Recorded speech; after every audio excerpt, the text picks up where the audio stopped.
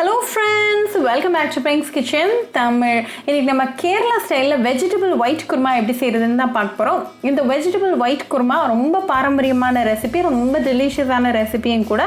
இந்த vegetable white kurma வந்து சப்பாத்தி இல்லாட்டி ரோட்டி கூட ஒரு சூப்பர் காம்பினேஷனா இருக்கும். ஸோ இந்த ரெசிபியை பார்க்கறதுக்கு முன்னாடி இதுக்கு தேவையான பொருட்கள் என்னென்னு பார்த்துட்டு வந்துடலாம்.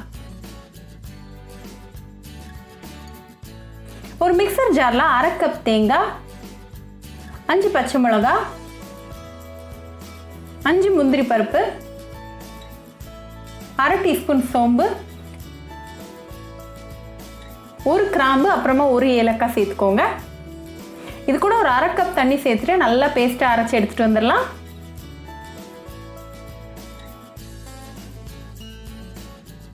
ஒரு மண்பானையை சூடு பண்ணிக்கோங்க. இதில் 1 டேபிள் ஸ்பூன் எண்ணெய் சேர்த்துக்கோங்க. எண்ணெய் நல்லா சூடானது ஒரு 1/2 டீஸ்பூன் சோம்பு, அப்புறமா ஒரு சின்ன துண்டு பிரியாணி இலை சேர்த்துக்கோங்க. இது கூட 1 வெங்காயத்தை நல்லா மெல்லுசாக கட் பண்ணி சேர்த்துக்கோங்க. வெங்காயம் நல்லா பொன்னிறம் ஆகிற வரைக்கும் நல்லா மிக்ஸ் பண்ணி விட்டுருங்க.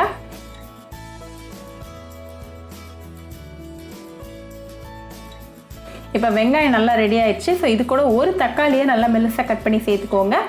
நல்லா கலந்து விட்டுருங்க. தக்காளி நல்லா மசிகிற வரைக்கும் கலந்து விட்டுருங்க.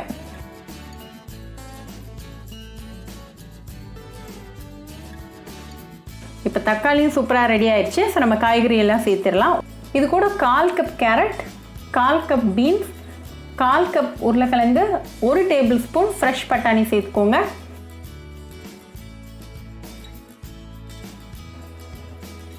இதை நல்லா மிக்ஸ் பண்ணி விட்டுருங்க. இது கூட 1 டீஸ்பூன் உப்பு, அப்புறமா 1/2 டீஸ்பூன் கரம் மசாலா சேர்த்துட்டு நல்லா மிக்ஸ் பண்ணிடுங்க.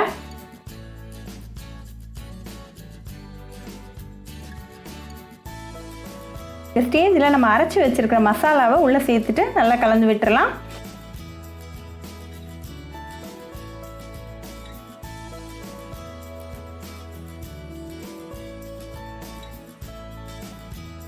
இதில் 2 கப் தண்ணி சேர்த்துட்டு இதை நல்லா கொதிக்க விட்டுறலாம்.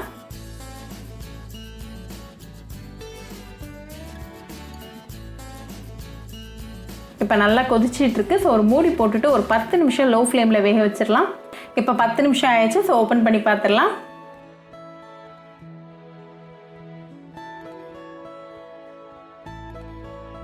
நல்லா மிக்ஸ் பண்ணி விடுங்க. வெஜிடபிள்ஸ்லாம் சூப்பராக வெந்திருக்கு.